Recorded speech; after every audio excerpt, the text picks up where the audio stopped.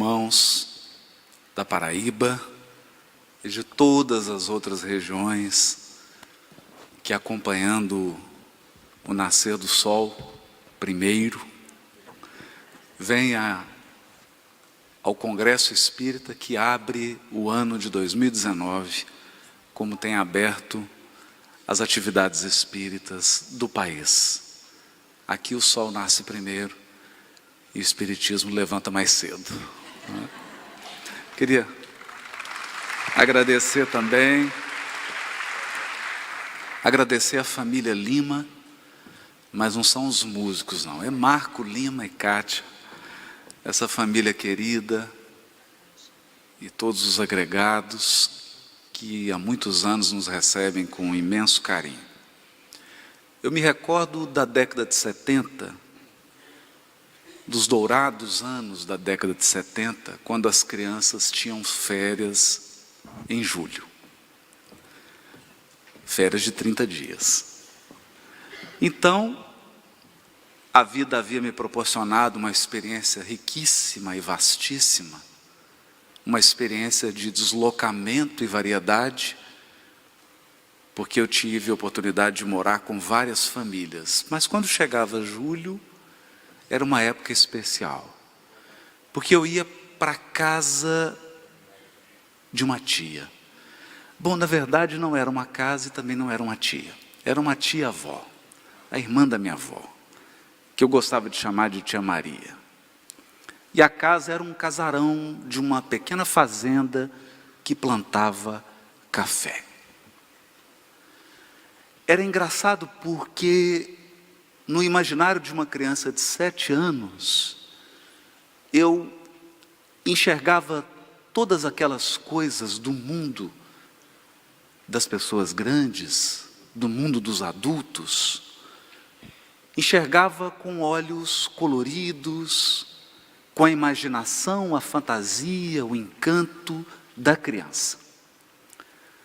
Portanto, aqueles que colhiam com toda a labuta, com todo o suor o café, a mim me pareciam que estavam se divertindo. Porque, afinal de contas, eu subia no trator e pulava no café, e brincava, e almoçava com os trabalhadores da fazenda, e acordava cedo para tirar leite de vaca. Para mim era uma diversão, mas eles trabalhavam. E eu andava por toda aquela fartura, a fartura que está sempre presente na simplicidade e na pureza, e não era capaz de divisar o que estava por trás de toda aquela estrutura. Eu não tinha acesso às vidas, aos corações, aos dramas, às histórias, ao que verdadeiramente ocorria por trás das cortinas do meu mundo de criança. E então o tempo passa. E à medida que nós crescemos, à medida que a nossa percepção aprofunda por fora e por dentro, à medida que enxergamos mais o mundo exterior e o mundo interior e vivo das pessoas que nos cercam,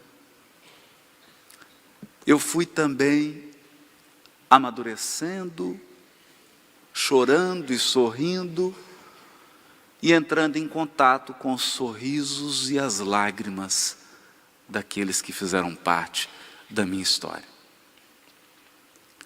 Então, certo dia,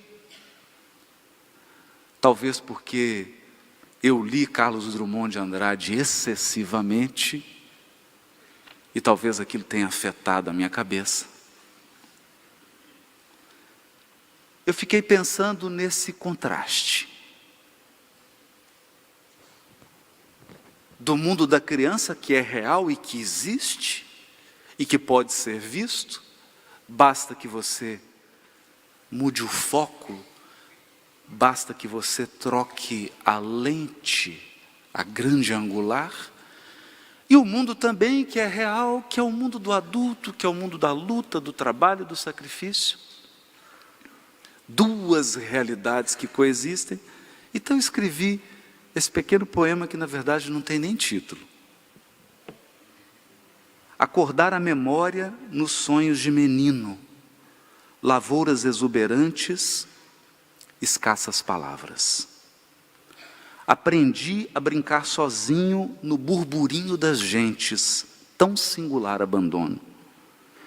Absorto nas montanhas, lavrei por dentro, Minas Gerais.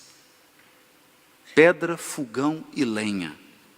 O café puro, amorosamente tragado, tornou-me forte e amargo.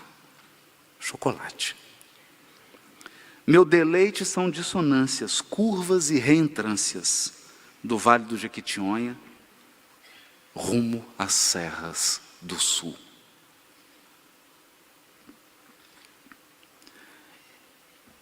Então, depois de entrar em contato com as luzes da doutrina espírita, o primeiro convite que eu recebi foi o convite de repensar Deus. Repensar. Refazer os meus modelos mentais, reestruturar a minha percepção, porque com a doutrina espírita, Deus havia perdido toda a corporalidade. Deus não tinha mais corpo. Deus não era mais material, Ele era agora eterno. E olhando para todo o sofrimento do mundo, e olhando para todas as injustiças do mundo, olhando para toda a maldade que não se cansa neste mundo, eu precisava encaixar agora um Deus soberanamente justo e bom. E então, eu me recordo da pergunta número 4 do Livro dos Espíritos. Onde se pode encontrar a prova da existência de Deus? E os Espíritos respondem: num axioma que aplicais às vossas ciências, não há efeito sem causa. Procurai a causa de tudo o que não é obra do homem, e a vossa razão responderá.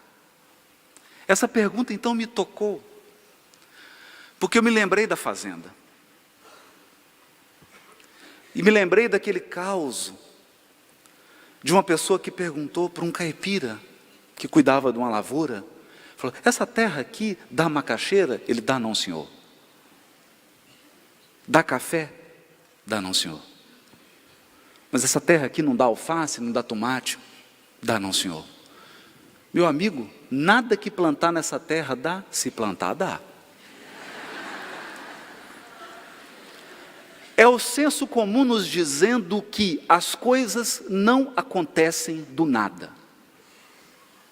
Por mais que eu tente, por mais que eu me esforce, eu não consigo ver o nada produzir algo. Então Kardec comenta essa questão. Para crer-se em Deus, basta lançar o olhar sobre as obras da criação. O universo existe, logo tem uma causa. Duvidar da existência de Deus é negar que todo efeito tem uma causa e avançar que o nada pode fazer alguma coisa. A questão é que quando você lança o olhar sobre o universo, se você tiver a paciência de educar o seu olhar, e perceba, o espírito vê pela mente. Os olhos do espírito são seu pensamento. Por isso, contemplar é mais que olhar. Contemplar é perceber, entender, interagir, apreciar, aprofundar, focar. E se você se der ao trabalho lento e gradativo de observar a natureza, talvez você comece a perceber que se nós alterarmos um pouquinho a pressão atmosférica, que é a pressão que o ar atmosférico e os demais gases da atmosfera exercem sobre os seres vivos que estão no solo e na água, se você alterar um pouquinho, para cima ou para baixo, você torna inviável a vida biológica no planeta. Quem regulou? Quem ajustou? Quem calibrou? Se você se der ao trabalho de olhar com a sua mente para a gravidade, que de todas as 4 forças já descobertas pela ciência, forças físicas, é a mais fraca de todas, no entanto, como ela atua em grandes corpos, ela se mostra poderosa. Se você alterar um pouquinho para cima, ou um pouquinho para baixo, você talvez torne inviável, e dependendo da alteração, com certeza, você torna inviável a vida biológica na Terra. Mas talvez você tenha uma grande angular. Aquelas lentes dos fotógrafos da National Geographic. Uma lente que vai daqui, onde eu estou, até onde você está. E você comece a perceber, por exemplo, a constante de Planck e outras constantes cósmicas. E se você observar um pouquinho, você verá que 1 milímetro de alteração na constante de Planck e as leis da física deixam de existir. Aí você não altera mais a vida biológica na Terra. Você simplesmente inviabiliza a existência do universo inteiro. Inteiro. Então são uma sucessão de detalhes, milhões de detalhes, que mostram a existência de uma inteligência que é suprema, de uma inteligência que é incrivelmente, e dependendo do seu humor, de como você acordou hoje, é uma inteligência irritantemente meticulosa. Se você acordou de bom humor, a inteligência divina é maravilhosa. Se você está mal-humorado hoje, a inteligência divina é irritante. É um tamanho grau de precisão e de ordem, de providência e previdência, mas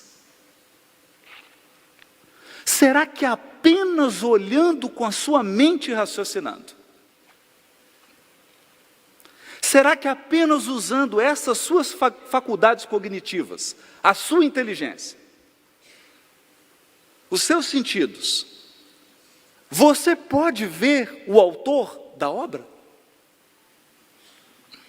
Até agora eu estou te convidando a olhar a obra. E acredite, tem pessoas que estudam uma vida inteira para aprender a olhar para um quadro. Para um quadro. E talvez você encontre uma pessoa assim, no Museu do Louvre. Você para e olha e fala, ué, essa que é a Mona Lisa? Nossa, achei que ela fosse mais bonita. Aí para uma pessoa que dedicou a vida inteira para olhar para o quadro de Leonardo da Vinci. E essa pessoa fica 1h30 falando do quadro. quando ela acaba de falar, você tem a sensação de que é cego. Você não viu. Porque você não educou o olhar. Mas eu concedo que você tenha educado a sua mente e o seu raciocínio. Eu concedo que você tenha afiado a sua inteligência como um paraibano afia com o facão. E que você tenha penetrado em todas essas constantes, tenha penetrado em toda essa ordem, em toda essa inteligência que organizou o cosmos. E deixou a casa pronta antes de você chegar na casa. Porque o Homo sapiens encontrou a casa pronta e arrumada. Mas o Homo sapiens é metido a besta. Será que é possível ver Deus olhando assim? Então, na questão 10, Kardec pergunta: pode o homem compreender a natureza íntima de Deus? Eu não estou falando mais da obra. Eu não estou falando mais da Via Láctea, que tem mais de 100 bilhões de sóis. E é uma só das bilhões de galáxias já catalogadas. O homem pode compreender a natureza íntima de Deus? E os Espíritos respondem: não. Não. Não. Quando Stephen Hawking escreveu o livro Uma Breve História do Tempo, no prefácio ele diz assim: esse é um livro que pretende compreender a mente de Deus. Nessa época eu ri. Porque ele não compreendia nem o buraco negro.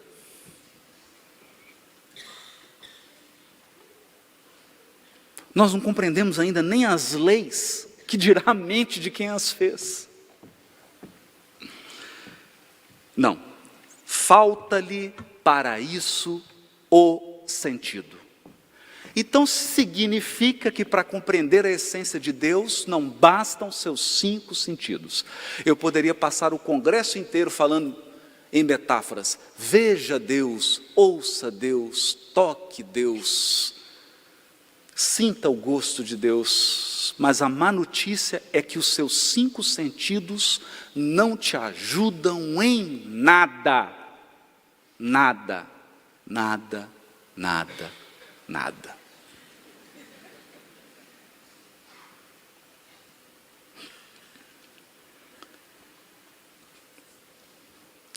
Questão 17, é dado ao homem conhecer o princípio das coisas? Não. Eu estou colocando assim porque tem um ponto aqui final. É porque quando a gente é novo no livro dos Espíritos, espírita, quando começa a ler o livro dos Espíritos, lê assim: ó, é dado ao homem conhecer o princípio das coisas? Não, Deus não permite que ao homem tudo seja revelado neste mundo. 18, penetrará o homem dado o mistério das coisas que são ocultas? Não, o véu se levanta aos olhos? Não. Aí quando você já tem mais de 35 anos, você lê assim: é dado ao homem, Homo sapiens, homem no sentido de Homo sapiens, espécie humana, conhecer o princípio das coisas? Não. Aí você fala: amanhã eu acabo de ler. Não. Deus não permite que ao homem tudo seja revelado neste mundo. Eu poderia explicar isso aqui de 1000 maneiras, mas eu prefiro a elegância de Emmanuel quando diz assim: Deus colocou um limite ao conhecimento humano nos seus órgãos de percepção. Por exemplo, eu gostaria que levantasse a mão aqui agora quem enxerga no ultravioleta. Parece que não tem ninguém, né? No infravermelho. Quem aqui enxerga no infravermelho? Parece que ninguém, né? O que nós enxergamos é uma parcela quase humilhante, de tão pequena.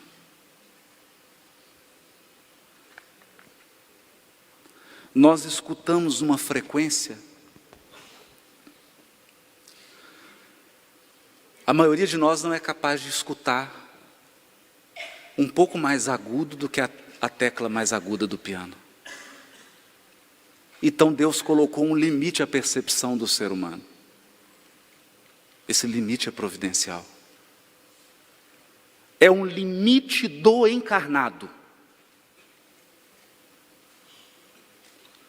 Então, toda vez que nós falamos sobre conhecer Deus, observa, contempla, vede a obra, para que você possa deduzir, adivinhar,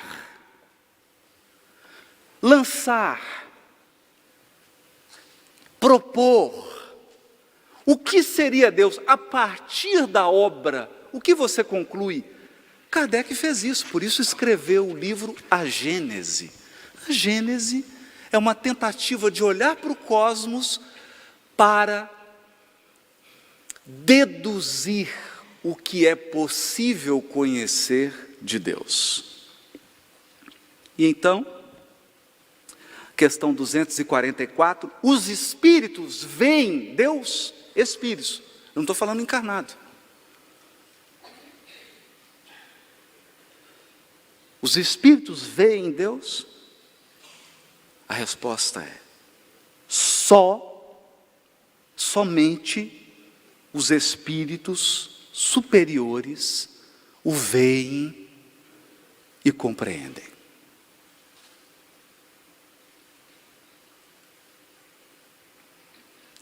Os inferiores, presente, estou aqui, estamos aqui, né? Estamos, Simão? Estamos juntos? Estamos juntos. Os inferiores o sentem e o adivinham. O sentem e o adivinham. Então, antes de falar do sentimento, toca um trechinho, a primeira parte, por causa do nosso tempo, tá? Daquela de Bach, para a gente fazer a transição do conhecer para o sentir.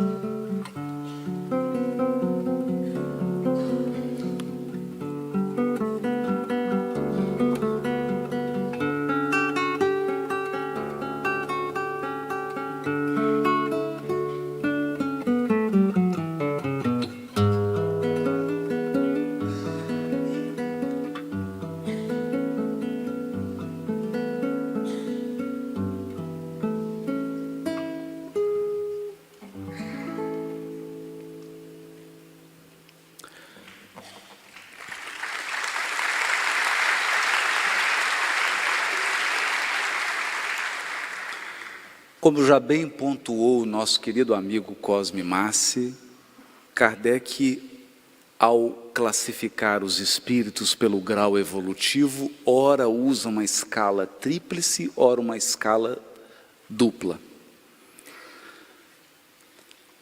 Quando ele quer simplificar e usar a escala dupla, ele diz assim: espíritos inferiores e espíritos superiores. Nessa escala dupla, superior é quase puro.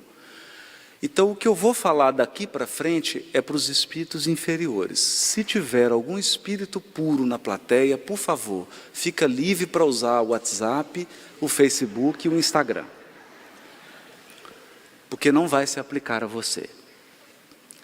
Então, feita a exceção dos espíritos puros, já vejo que alguns já estão acessando o Instagram. Para nós, espíritos superiores, é possível sentir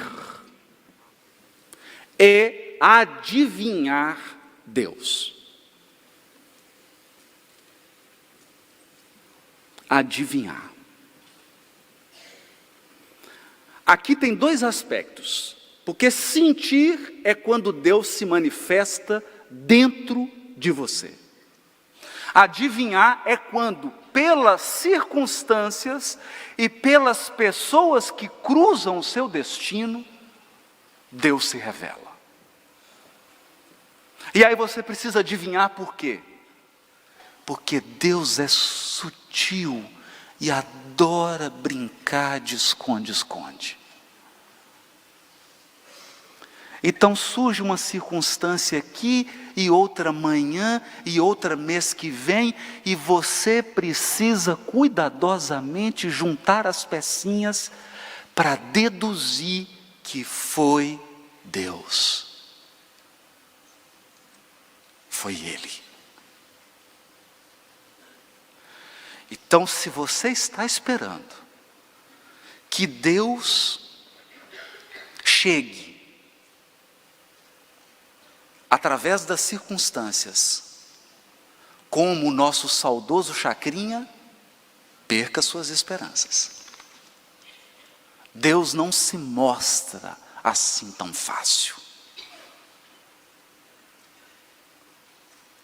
Foi por isso que Emmanuel ditou para Chico Xavier a seguinte mensagem: oração e atenção. Oraste, pediste, você orou, você pediu. E para orar e pedir, você não precisa ajoelhar, não precisa falar o Pai Nosso, não precisa falar Ave Maria, não precisa falar nada. Basta desejar. Toda vez que você deseja, você está orando. Porque quando você deseja, você está pedindo. Oraste, pediste, desfaze-te, porém, de quaisquer inquietações e asserena-te para recolher as respostas da divina providência. Desnecessário aguardar demonstrações espetaculosas para que te certifiques quanto às indicações do alto. As indicações do alto não vêm através de acontecimentos espetaculares. Qual ocorre ao sol, que não precisa descer ao campo para atender ao talo de erva que lhe roga calor, de vez que lhe basta para isso a mobilização dos próprios raios, Deus conta com milhões de mensageiros que lhe executam os excelsos desígnios. Ora e pede. Em seguida, presta atenção. Presta atenção. Presta atenção. Algo virá por alguém ou por um intermédio de alguma coisa, doando-te, na essência, as informações ou os avisos que solicites. Em muitas circunstâncias, a advertência ou o conselho, a frase orientadora ou a palavra de bênção te alcançarão a alma no verbo de um amigo. Você encontra com um amigo e ele te fala uma coisa, você fala: nossa, meu Deus, resolveu aquele problema que eu estava. Através da página de um livro, numa nota singela da imprensa e até mesmo num simples cartaz que te cruza um caminho. Certa vez eu estava conversando com um amigo, ele estava numa crise de muita tristeza, muita tristeza. Então ele parou o carro, na hora que ele parou o carro, tinha um caminhão e estava escrito assim: Jesus te ama. Ele entendeu. Era uma frase para ele. Quantas vezes isso já aconteceu com você? Quantas? Você estava lá ansiando e rogando, aí vem aquele WhatsApp, vem uma frase para você. Ela vem a mensagem para você. Você fala assim, quem que me descobriu? Não é? É porque Deus tem o seu IP. Mais que isso, as respostas do Senhor às tuas necessidades e petições, muitas vezes te buscam através dos próprios sentimentos que te sobem do coração ao cérebro, ou dos próprios raciocínios a te descerem do cérebro ao coração. Então Deus te cerca por fora e Ele te envolve por dentro. Porque você sente. Quando Ele te envolve por fora, você adivinha. Aí é Sherlock Holmes, meu caro Watson. Mas quando Ele te envolve por dentro, aí é sensibilidade. Sensibilidade. No entanto, olha como que Emmanuel finaliza. Recordemos o Divino Mestre, estejamos convencidos de que Deus nos atende constantemente. Imprescindível, entretanto, fazer silêncio no mundo de nós mesmos, esquecendo exigências e desejos. Não só para ouvirmos as respostas de Deus, mas também a fim de aceitá-las. Porque às vezes você já tem sensibilidade emocional para ouvir as respostas de Deus. A pergunta é, você é resignado o suficiente para aceitar o não de Deus?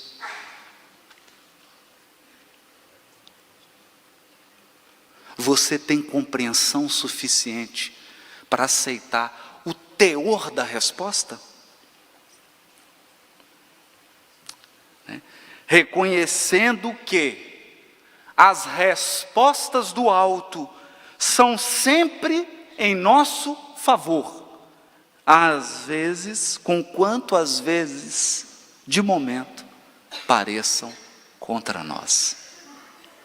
São sempre a nosso favor, mas nesse momento talvez você esteja interpretando que é contra você.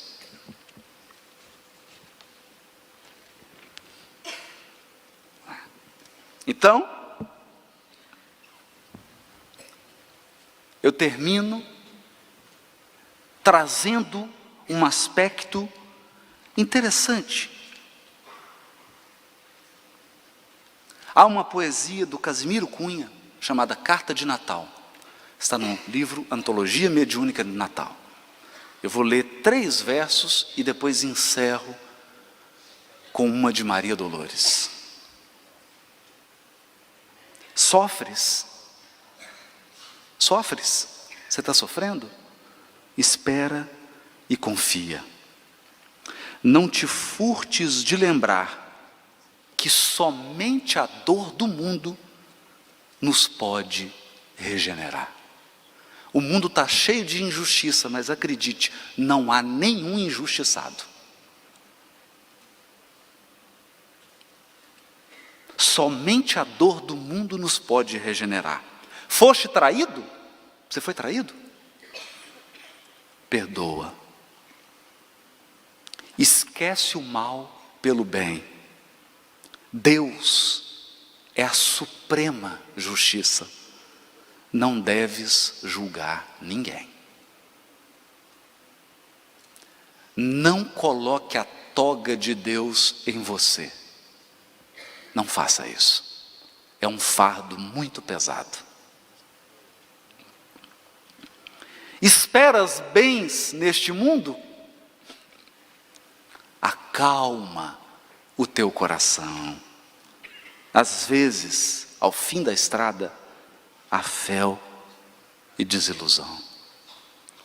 Não tivestes recompensa? Você fez todo o esforço, a recompensa não veio? Guarda esse ensino de cor. Ter dons de fazer o bem é a recompensa melhor. Queres esmola do céu? Porque às vezes a gente ora como se fosse um mendigo pedindo esmola a Deus. Só que você não é mendigo, você é filho e filha. Por que você está pedindo esmola? Por que você está pedindo esmola para Deus? Queres esmola do céu? Não te fartes de saber que o Senhor guarda o quinhão que venhas a merecer. Desesperaste? Recorda, nas sombras dos dias teus, que não puseste a esperança nas luzes do amor de Deus. Então, você acha que é só você que está esperando? Então eu termino, depois passo nesses minutinhos que nos faltam. Alma querida, por mais que o mundo te atormente, a fé simples e boa, por mais te lance gelo na alma crente, na sombra que a traiçoa, a alma sincera, escuta, sofre, tolera, aprende, aperfeiçoa, porque de esfera a esfera, ninguém consegue a palma da vitória sem apoio na luta. Espera, que a esperança é a luz do mundo, oculta maravilha, que em toda parte se revela e brilha para a glória do amor. A noite espera o dia, a flor, o fruto, o espinho, a rosa, o mármore, o buril, o próprio solo bruto espera o lavrador, armado de atenção, arado e zelo. O verme espera o sol para aquecê-lo. A fonte amiga que se desentranha do coração de pedra da montanha, enquanto serve, passa e se incorpora aos encargos do rio que a devora, espera a descansar. Quando chega escondida a grande paz da vida que há no seio do mar. Seja o que for que venhas a sofrer, abraça o lema regenerador do perdão por dever. Leva pacientemente o fardo que te leva.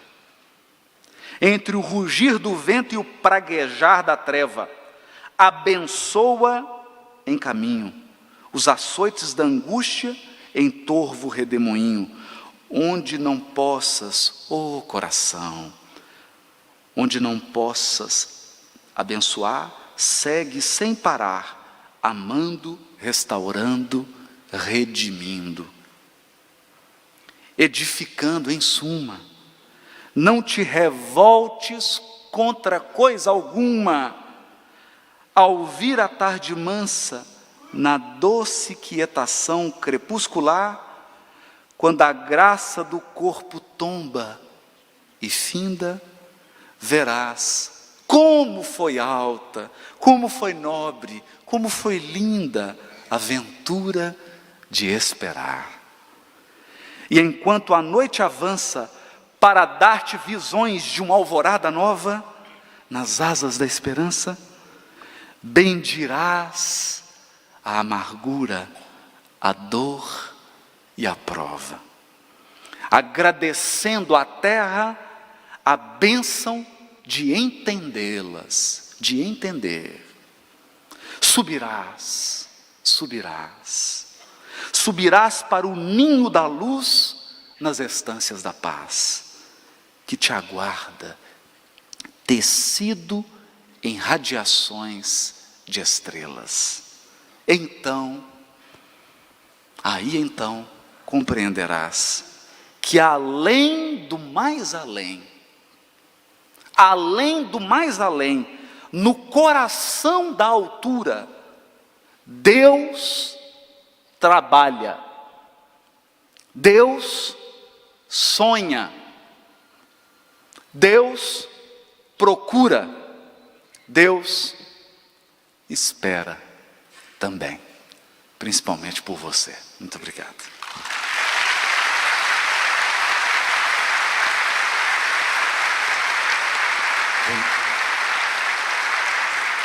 Nós queremos agradecer esse diamante mineiro, né, Haroldo.